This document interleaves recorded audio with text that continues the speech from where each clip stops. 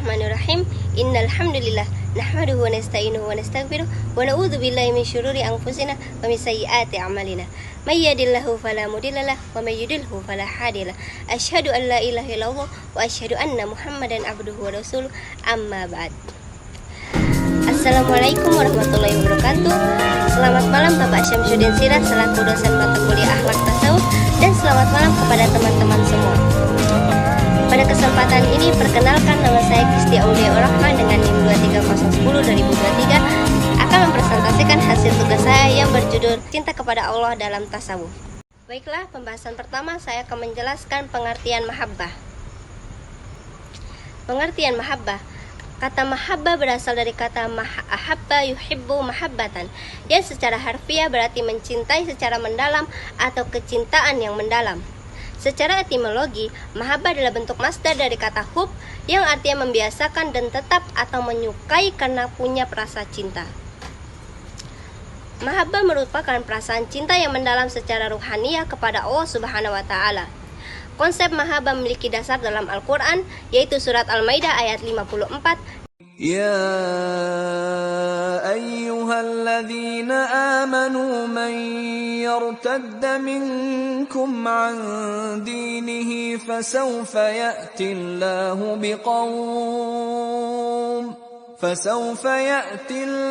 biqaumin yuhibbuhum wa yuhibbunahu أذلة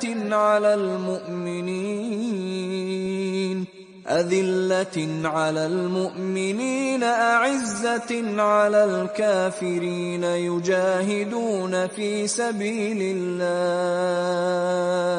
يجاهدون في سبيل الله ولا يخافون لومة لائم ذلك فضل الله يؤتيه من يشاء wallahu wasi'un alim. Dan Ali Imran ayat 31. Qul in kuntum tuhibbuna Allah fattabi'uni yuhibbukumullahu wa yaghfir lakum dhunubakum wallahu ghafurur rahim. Mahabbah dibagi dalam 3 tingkatan, yakni yang pertama cinta atau mahabbah orang awam, yakni mereka yang selalu mengingat Allah dengan zikir, suka menyebut-nyebut nama Allah Subhanahu wa taala. Yang kedua, cinta para mutahaqqiqin, yakni mereka yang sudah kenal kepada Allah pada kebesarannya dan kekuasaannya. Dan yang terakhir, cinta atau mahabbah para shaddiqin dan arifin, yakni mereka yang telah kenal betul kepada Allah Subhanahu wa taala. Cinta seperti ini timbul karena mereka tahu betul kepada Allah Subhanahu wa taala.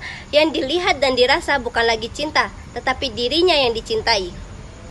Perasaan cinta merupakan fitrah dari seorang manusia sebagai makhluk yang berakal dan berperasaan. Namun, dalam Islam, cinta kepada Allah merupakan tujuan tertinggi dalam kehidupan manusia. Mahabbah menjadi konsep utama yang menunjukkan cinta mendalam dan pengabdian total kepadanya, yang jika dicapai akan mendapatkan keberkatan kepada Allah Subhanahu wa taala. Baiklah, bagaimana menumbuhkan cinta yang murni kepada Sang Pencipta? Menumbuhkan cinta yang murni kepada Sang Pencipta itu ada banyak macam cara. Yang pertama yaitu menjaga lisan dan perbuatan dari hal-hal yang dilarang oleh Allah Subhanahu wa taala. Dan yang kedua, bersabar dalam menghadapi musibah. Dan yang ketiga yaitu menjaga diri dari perbuatan maksiat. Apa itu maksiat? Maksiat merupakan perbuatan terlarang yang dilarang oleh Allah Subhanahu wa taala. Dan yang terakhir, memaafkan kesalahan orang lain. Karena memaafkan kesalahan orang lain merupakan salah satu bentuk terpuji dari Allah Subhanahu wa taala. Dengan mengkhususkan ibadah secara khusus kepada Allah Subhanahu wa taala dan menjaga diri dari perbuatan dosa akan mengantarkan umat manusia mencapai kebahagiaan akhirat. Bagi seorang sufi, masuk surga bukan tujuan dan kebahagiaan utama yang dinantikan, melainkan sebagai sarana dalam mencapai kebahagiaan sejati, yakni mempertemukan dengan kekasih yang maha agung. Bagaimana cara mencapai mahabbah kepada Allah Subhanahu wa taala? Yaitu ada 3 cara. Yang pertama, taubat. Dosa merupakan penghalang untuk mendekatkan diri kita kepada Allah Subhanahu wa taala. Dan yang kedua, wara'. Wara' berarti menahan dan memegang. Maksudnya, seorang muslim harus menahan diri agar tidak melakukan penyimpangan dan tetap memegang teguh ajaran agama. Dan yang terakhir, zuhud. Zuhud secara bahasa artinya berpaling dan meninggalkan. Maksudnya, seorang muslim harus berpaling dan meninggalkan segala sesuatu yang menjadi sebab lalai mengingat Tuhan, terutama yang berhubungan dengan duniawi, segala kemewahannya. Dan juga sabar. Sabar berarti menahan dan meninggikan sesuatu.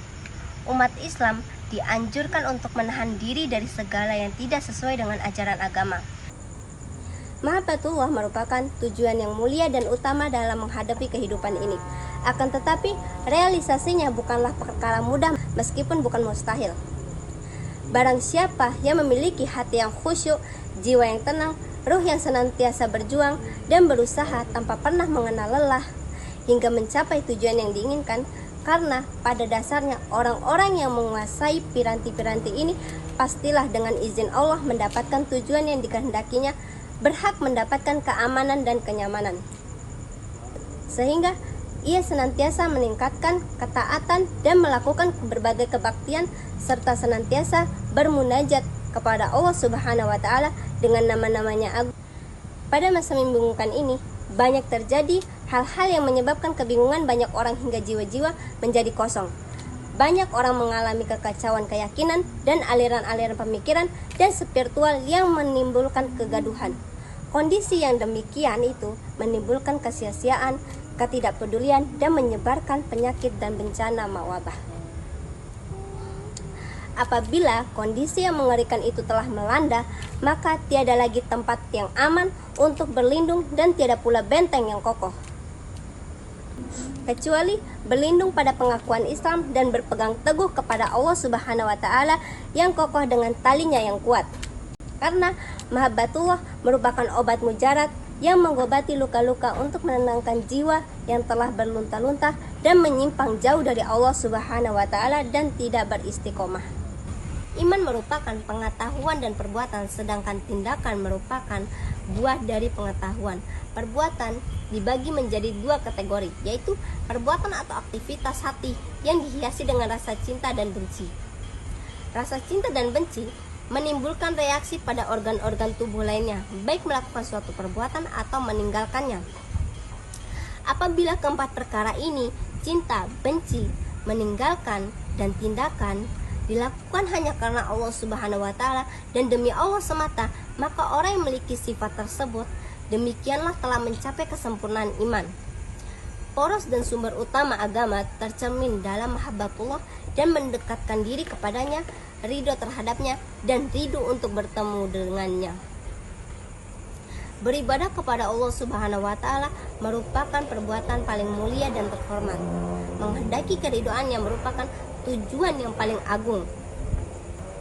Hal ini sebagaimana disebutkan dan firman Allah kepada utusannya, yaitu dalam surat An-Nahl ayat 123. ثم أوحينا إليك أن اتبع ملة إبراهيم حنيفا وما كان من المشركين.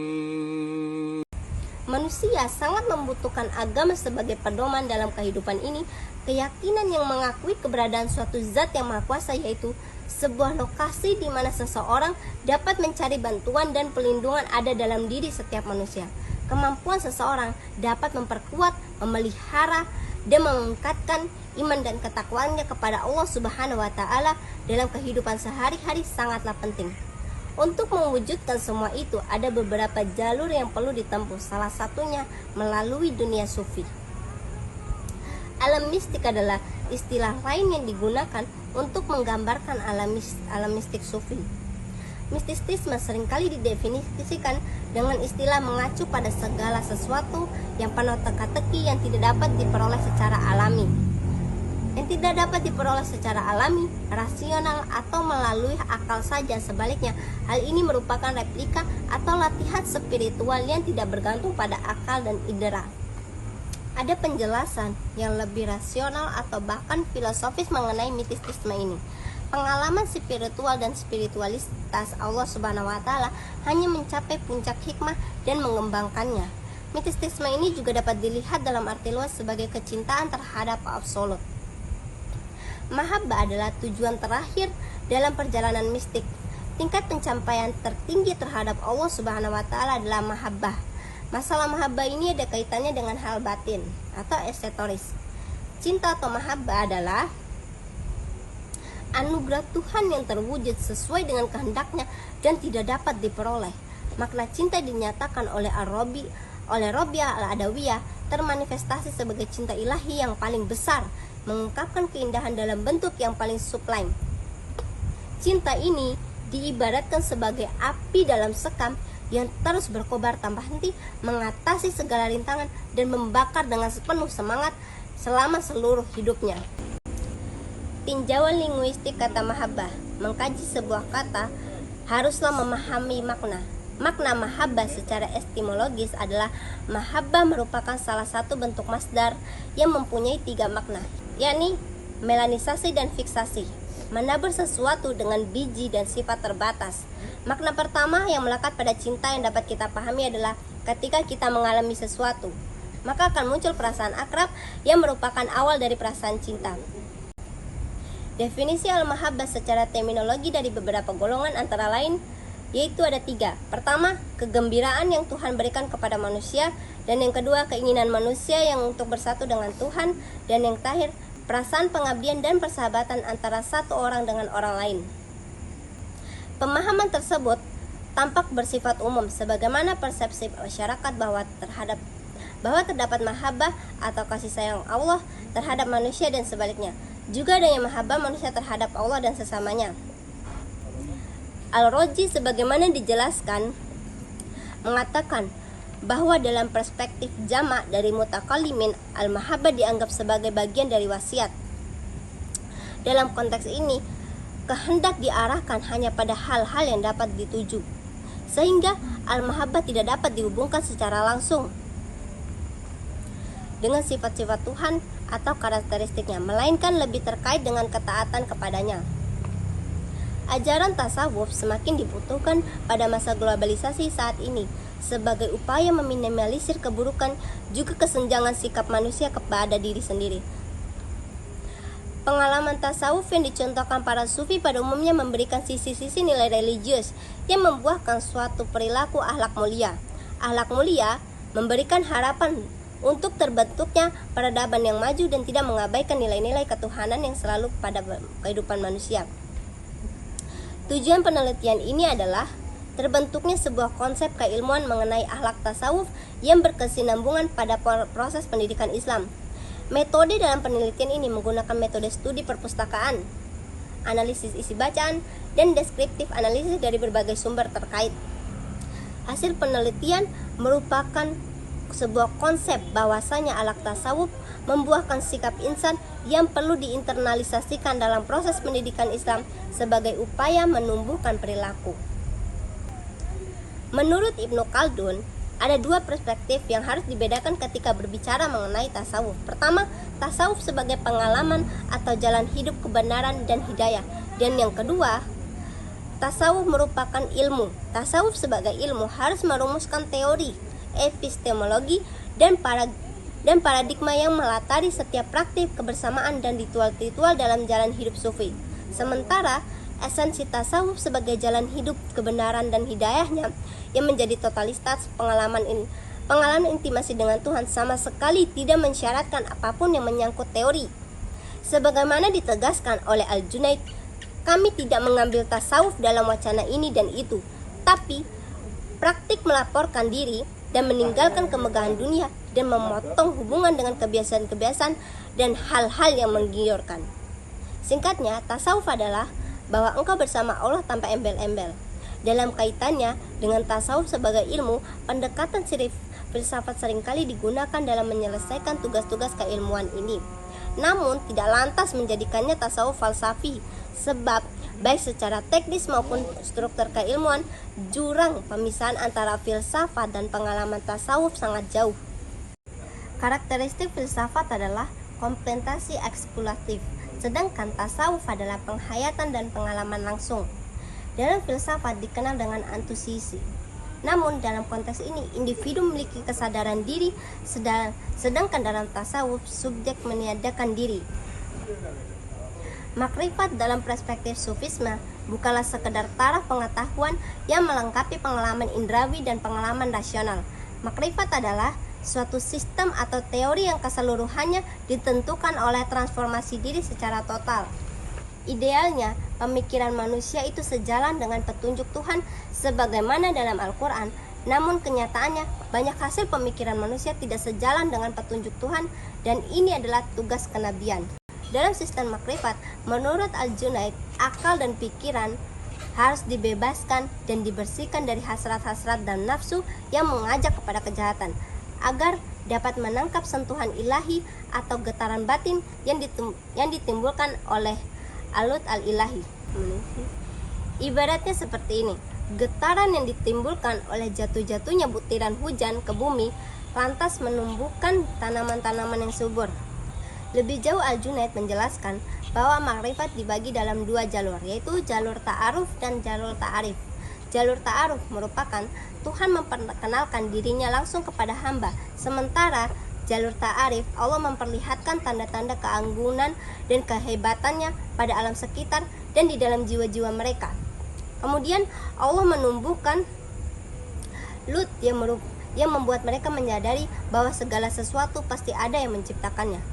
Tuhan adalah Al-Haq, Sang Mutlak, yang tidak ada sesuatu yang menyerupainya. Tuhan tidak dapat dipersepsi dan tidak pula dapat dikonsepkan di luar dari objek-objek yang dapat direkayasa oleh pikiran untuk mencapai pencapaiannya. Ketika logika diterapkan dalam konteks Al-Quran, maka yang terjadi adalah hanyalah narasi-narasi berupa dugaan-dugaan tentang Tuhan. Demikian pula pengetahuan agama hanyalah sekedar narasi, sehingga tokoh agama bukanlah contoh yang mengikuti keteladanan Rasulullah SAW, melainkan hanyalah orang yang memiliki informasi keagamaan meski dia sendiri tidak mengerti informasi apa yang telah disampaikan. Selain pandangannya tentang ma'rifat, Al-Junaid juga menaruh perhatian yang besar dalam kaitannya dengan mahabbah dan junud. Mungkin itu aja yang dapat saya sampaikan. Jika ada kekurangan mohon maaf, karena yang lebih hanya perasaanku kepada dia. Sekian yang bisa saya sampaikan. Saya pamit undur diri, karena kalau maju dia yang nggak peka. Sekian, terima kasih. Wassalamualaikum warahmatullahi wabarakatuh.